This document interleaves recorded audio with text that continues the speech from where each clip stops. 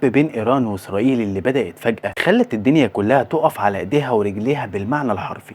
طيب إزاي بدأت القصة دي؟ وإيه اللي إسرائيل عملته في إيران في يوم 13 يونيو سنة 2025؟ تعالوا نبدأ مع بعض. القصة بدأت لما إسرائيل قررت إنها تضرب إيران بضربة جوية كبيرة، سموها عملية الأسد الصاعد أو عم كلافي، والكلام ده بالعبري. والضربات دي كانت في فجر يوم الجمعة بتاريخ 13 يونيو تقريبا الساعة 3:30 بتوقيت إيران، لما إسرائيل استخدمت مئات الطيارات الحربية بمساعدة الموساد علشان تضرب أكتر من 100 هدف داخل إيران. والأهداف دي كانت عبارة عن منشآت نووية زي نطنز اللي هو بتاع البترول وأصفهان، وكمان مصانع بتصنع صواريخ باليستية وقواعد عسكرية تابعة للحرس الثوري الإيراني زي قاعدة الإمام علي في طهران. وإسرائيل كانت بتخطط للعملية دي من شهور، واللي خلاها تعمل كده هو خوفها من ان ايران بتقرب اكتر واكتر من انتاج سلاح نووي. وتقارير الوكالة الدولية للطاقة الذرية قالت ان ايران كانت بتخصب اليورانيوم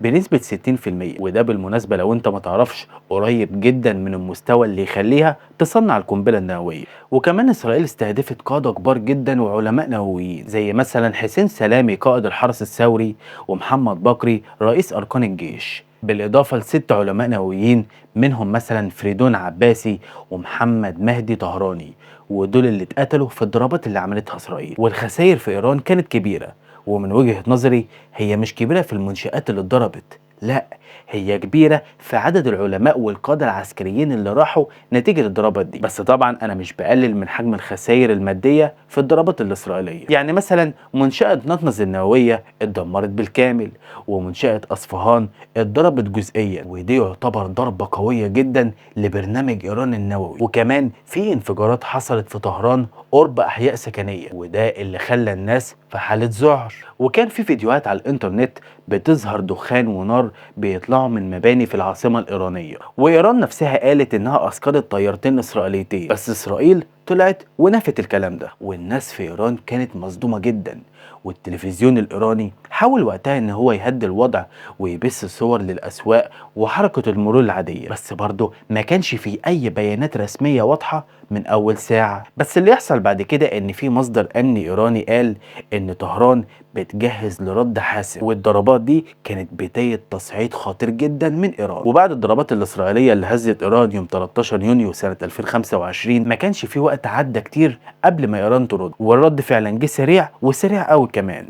وانطلقت عملية سموها الوعد الصادق 3، ودي كانت عبارة عن هجمات صاروخية ومسيرة على إسرائيل، وإيران كده تكون بدأت ردها في نفس اليوم. بس الهجمات الكبيرة فعليا انطلقت يوم 14 يونيو، والحرس الثوري الإيراني رغم خسارته قائد زي حسين سلامي نفذ هجمات بمئات الصواريخ البالستية وآلاف الطيارات المسيرة اللي هي الدرونز. والهجمات دي استهدفت مدن إسرائيلية زي تل أبيب وحيفا وبات يام، وقواعد عسكرية زي قاعدة رامون الجوية. وإيران استخدمت صواريخ متطورة زي حاش قاسم اللي بيقدر يتفادى دفاعات إسرائيل زي القبة الحديدية. والدرونز دي بقى يا صديقي كانت بتتحرك في موجات، يعني موجة ورا موجة، وده علشان تشتت الدفاعات الإسرائيلية وتخلي الصواريخ تضرب أهدافها. وفي فيديوهات تانية على الإنترنت بتظهر انفجارات في تل أبيب، وفي ناس تانية كانت بتجري في الملاجئ وسط صافرات الإنذار. وعلى حسب بيانات إسرائيلية بتقول إن القبة الحديدية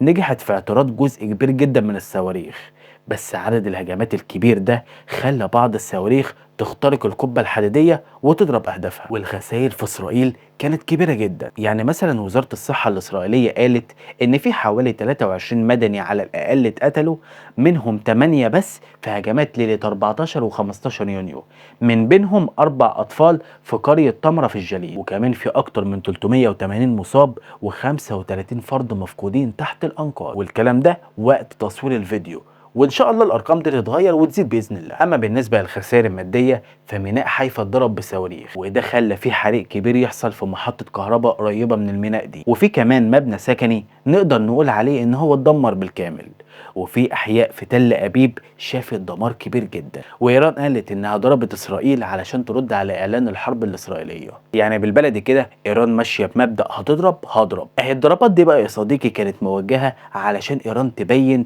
ان هي لسه عندها القوه رغم الخسائر اللي هي تعرضت لها. بس طبعا الرد ده زود التوتر لان اسرائيل توعدت برد اقوى. بس قبل اي حاجه تعالوا كده نروح لايران ونشوف الدنيا فيها كانت عامله ازاي. الناس في ايران يا صديقي كانت في حاله من الرعب والخوف، خصوصا بعد الضربات الاسرائيليه اللي قتلت كبار العلماء زي حسين سلامي وعلماء نوويين كمان. وقتها بقى خرجت مظاهرات ضخمه في طهران واصفهان يوم 14 يونيو، والناس كانت بترفع صور الضحايا وبتهتف الموت لاسرائيل او الانتقام حتمي. والتلفزيون الايراني يا صديقي صور المظاهرات دي علشان يوري ان الشعب كله متحد. اما بالنسبه لاسرائيل فالوضع فيها كان متوتر جدا، وصافرات الانذار كانت تقريبا بتضرب كل يوم في تل ابيب وحيفا، والناس كانت حرفيا بتقعد بالساعات في الملاجئ. وفي فيديوهات على الانترنت وضحت ان في عائلات بتجري في الشوارع وسط الانفجارات. ورئيس الوزراء بنيامين نتنياهو قال في خطابه ان اسرائيل هتواصل الحرب لحد ما تزيل التهديد الايراني، وده بطبيعه الامر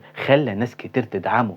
بس برضه كان في مظاهرات صغيره في تل ابيب طالبت بوقف التصعيد علشان الخسائر بتزيد. اما بالنسبه على المستوى الدولي فالدول الكبيره كانت مواقفها مختلفه. يعني مثلا امريكا اللي هي حليفه اسرائيل دعمت الضربات الاسرائيليه وقالت انها ساعدت في اعتراض الصواريخ الايرانيه. والرئيس ابو حنان اللي هو دونالد ترامب كتب على منصته تروث سوشيال ان امريكا ملهاش علاقه مباشره بالهجوم، بس لو ايران ضربت اهداف امريكيه هيردوا وبقوه شديده. وفي دول عربيه زي السعوديه والامارات وقطر ادانت الضربات الاسرائيليه وقالت انها تصعيد خطير جدا. اما بالنسبه لمصر فوصفت العمليه دي بانها غير مبرره. وروسيا اللي هي حليفه ايران استفادت من ارتفاع اسعار النفط بسبب الصراع وحذرت من حرب اقليميه. طيب احنا كده خلصنا الجزء الدبلوماسي، ايه بقى اثار الحرب دي على الاقتصاد؟ بص كده يا صديقي وبسم الله الرحمن الرحيم وعلى بلاطه كده، الحرب دي ضربت الاقتصاد العالمي كله في مقتل. وده لما اسرائيل ضربت حقل في جنوب بارس للغاز في ايران، وكمان معاهم مستودع نفط اسمه شهران. وبمناسبة الضربتين دول فيقال ان اسعار النفط زادت بشكل مبالغ فيه، وسعر برميل النفط وصل ل $100. وبمناسبة الضربتين دول فاسعار النفط زادت بشكل مبالغ فيه، وسعر برميل النفط وصل لتقريبا $100.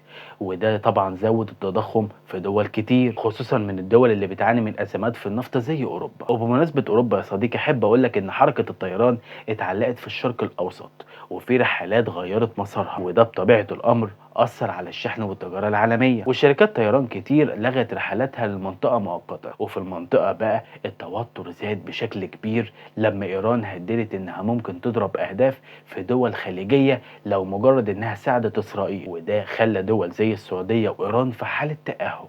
وعلشان القصة تكمل فحزب الله في لبنان وحركة الحوثي في اليمن اللي إيران بتدعمهم أعلنوا هما الاتنين إنهم ممكن يدخلوا الصراع لو استمر التصعيد. وفي نفس الوقت إسرائيل ضربت مواقع في سوريا وقالت إنها تابعة لإيران، وده بطبيعة الأمر زود من الفوضى في المنطقة. وبالنسبة للوضع الحالي لغاية وقت تصوير الحلقة فالوضع لسه مليان غموض ومحدش عارف نهاية الحرب دي ايه. بس في مفاوضات امريكية ايرانية بتحصل في مسقط دلوقتي علشان الاتنين يحاولوا يهدوا الوضع شوية، بس للأسف لحد الآن مفيش نتائج واضحة. وإيران قالت إنها مش عايزة حرب إقليمية، بس لو إسرائيل ضربت تاني هيردوا بقوة. ونتنياهو من ناحية تانية قال إن إسرائيل هتفضل تضرب لحد ما توقف البرنامج النووي الإيراني. فالخلاصة يا صديقي الحرب دي خلت المنطقة كلها متهددة بحرب، وللأسف الخسائر البشرية والمادية في إيران وإسرائيل كبيرة جدا، والعالم كله بيشوف إيه اللي هيحصل مستقبلا لأن اللي جاي مش واضح وبرضه ما يخلكش متفائل. بس الأكيد إن الصراع ده هيسيب أثر كبير على الشرق الأوسط والعالم. وبس كده يا صديقي ده كان النهارده النهارده.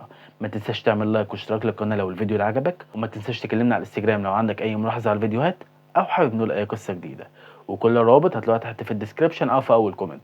فبس كده كان معكم مين أشرف، أشوفكم الفيديو الجاي.